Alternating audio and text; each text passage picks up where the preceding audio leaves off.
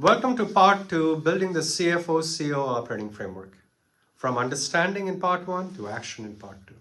So let me set the context. You understand why this relationship is critical. You know that now. Now we are building the operating framework that transforms understanding into results. This isn't about adding more meetings to your calendar. This is about systematic collaboration that drives operational excellence and financial performance simultaneously. The best CFO COO partnerships look effortless from the outside, but they are built on rigorous frameworks that ensure consistent communication, shared accountability, and aligned decision making. Today, we are building your roadmap to that level of partnership. So what do? We establish the foundation, the framework foundation, the operating framework. Our operating framework rests on 5 integrated pillars: operational fluency, shared metrics, integrated planning, joint problem solving, and cross-functional governance. Each pillar strengthens the others, creating a system that delivers both operational efficiency and financial discipline. Think of this framework as your partnership operating system. Just like your business needs systems to operate effectively, your CFO COO relationship needs structure to deliver consistent results. Without this framework, you get sporadic collaboration, misaligned priorities, and missed opportunities. The companies that excel have institutionalized these partnerships. They have moved beyond informal coordination to systematic integration. They have created processes that ensure financial and operational decisions are made together with full understanding of implications and trade-offs. And here is what makes this framework very essential and very different. It is designed for busy execs who need maximum impact with minimum overhead. Every element serves a specific purpose and connects to business results. No bureaucracy, no waste, just effective collaboration. So let's build on the pillars. Pillar 1 is about operational fluency. This means that the CFOs and the CEOs develop working knowledge of each other's domains. Not expertise, but fluency. The CFO does not need to run operations, but they need to understand the operational drivers. They need to understand the constraints and the opportunities. For CFOs, this means regular operational immersion. Spend half a day monthly in operations. Go to the manufacturing floors, distribution centers, warehouse facilities, service delivery locations, customer sites. Don't just tour, work alongside operational teams. Understand the process flows, the bottlenecks, the quality controls, customer touch points. Create those operational dashboards that connect to financial outcomes. Track metrics like throughput rates and their impact on unit cost, on quality metrics and their effect on warranty expenses, delivery performance, and its influence on customer retention. When you see operations through a financial lens, patterns emerge that pure financial analysis misses. For COOs, on the other hand, develop the financial fluency by understanding how operational decisions drive financial results. Learn to translate operational improvements into financial language. Understand cash conversion cycles. Understand working capital dynamics. Understand the cost structure implications of operational choices. Establish a cross-functional shadowing program. Have the financial analysts spend time in operations. Have the operational managers participate in budget reviews and financial planning sessions. Create that shared knowledge that strengthens decision-making across both functions. One manufacturing company I worked with had the CFO spend 1 day monthly on the production floor. 1 day. Result? They identified more than a couple of $1 million in working capital optimization opportunities that pure financial analysis in corporate would have missed. So that's the power of operational fluency. In pillar 2, we'll talk about shared metrics. That's the second pillar. And what does that mean? It means creating measurement systems that connect operational performance to financial outcomes. It means stop tracking operational metrics and financial metrics separately. Start tracking business metrics that integrate both perspectives. Develop integrated KPIs that both CFO and COO own jointly. Examples: revenue per operational employee, cash to cash cycle time, customer lifetime value, including operational delivery cost, operational efficiency impact on gross margins. Create operational financial models that predict financial outcomes based on operational inputs. Model relationships between production volume and unit costs, quality levels, and customer retention. delivery performance and pricing power, capacity utilization and profitability. Implement those real-time performance dashboards that update operational and financial metrics simultaneously.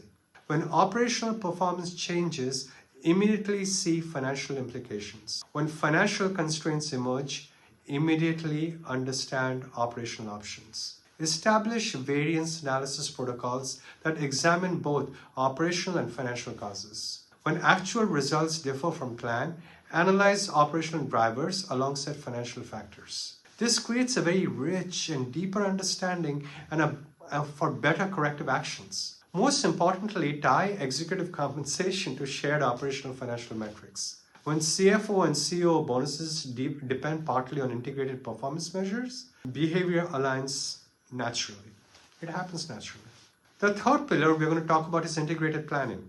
This means operational planning and financial planning happen together with shared assumptions and coordinated timelines. No more sequential planning where finance sets budgets and operations figures out how to meet them.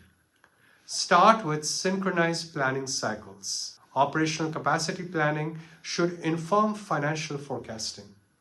Financial constraints should shape operational priorities. Update both plans together using shared assumptions about market conditions, customer demand, and the competitive dynamics. Develop the scenario-based planning that models operational and financial implications together. Plan for different demand scenarios, supply chain disruptions, competitive pressures, and regulatory changes. Understand how operational responses affect financial performance and vice versa. Create capital allocation processes that balance operational needs with financial returns. Evaluate operational investments using criteria that include strategic importance, operational improvement potential, financial returns, and even the risk mitigation value. Make the trade-offs that optimize total business performance. Establish the rolling forecast processes that update operational and financial projections continuously. You know, those monthly 18-month rolling forecasts. Incorporate the latest operational performance data and market intelligence in those forecasts. This enables proactive adjustments instead of reactive corrections. Build contingency planning protocols for both opportunities and threats. What happens when major customers increase orders beyond planned capacity? What happens? When key suppliers face disruptions? Plan these operational and financial responses in advance so you can execute quickly when conditions change. Use portfolio management principles to balance operational investments across efficiency and growth and risk mitigation. Don't put all operational investment in one category. Balance the current performance optimization with future capability building. Let's talk about pillar 4, the joint problem solving. Fourth pillar is about solving problems together, CFO and COO. This means attacking business challenges with combined operational and financial expertise from the start. Do not let operations solve operational problems and finance solve financial problems. Solve business problems together. Create joint task force for major business challenges, cost reduction initiatives that maintain operational performance, revenue growth projects that consider operational scalability, quality improvement programs that optimize total cost of quality, customer satisfaction initiatives that balance service levels with cost structure. Establish rapid response protocols for operational disruptions with financial implications. When operational problems emerge, supply shortages, quality issues, delivery delays, they activate joint CFO COO response teams that address both immediate operational fixes and financial impact mitigation.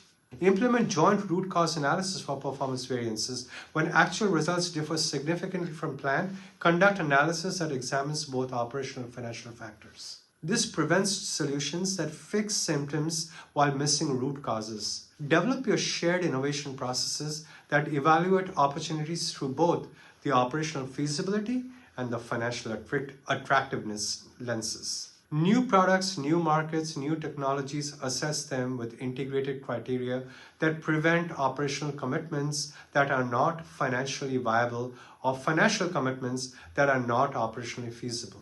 And now we'll discuss the final pillar, pillar 5, which is the governance, cross-functional governance. The way I look at it, cross-functional governance means creating decision-making structures that ensure operational and financial considerations are integrated at every level. Establish the joint leadership committees for major business decisions. No significant operational investments without financial improvement. No significant financial commitments without operational feasibility confirmation. This is not about slowing decisions, it's about making better decisions faster. Create escalation protocols that bring the CFO and the CEO together quickly when issues arise. Clear thresholds for when operational problems need financial input and when financial challenges need operational solutions. Implement joint communication protocols that keep both leaders informed of developments that affect their partner's domain. Also, operational leaders inform finance of capacity constraints, quality issues, and delivery challenges. Financial leaders inform operations of budget charges, cash flow pressures, and investment priorities. Establish regular joint leadership sessions, weekly tactical coordination, monthly operational reviews, quarterly strategic planning. Keep these focused and action-oriented. Structured collaboration, not social meetings. So here's your 120-day implementation approach. Days 1 to 30, establish operational fluency through facility visits and cross-functional shadowing. Days 31 to 60, create shared metrics and integrated dashboards. Days 61 to 90, implement integrated planning processes.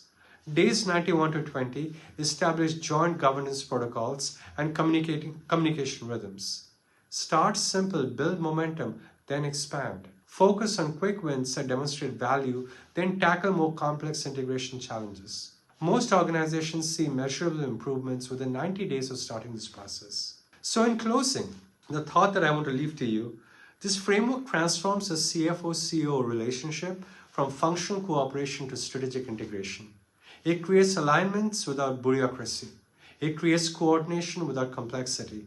And it creates results without rework. Join us for part 3, by the way, where we'll cover the specific execution tactics and measurement strategies that ensure that this framework delivers sustainable operational and financial excellence. Your competitive advantage starts with this partnership. Let's move on to part 3. Thank you for listening. Take care. Bye.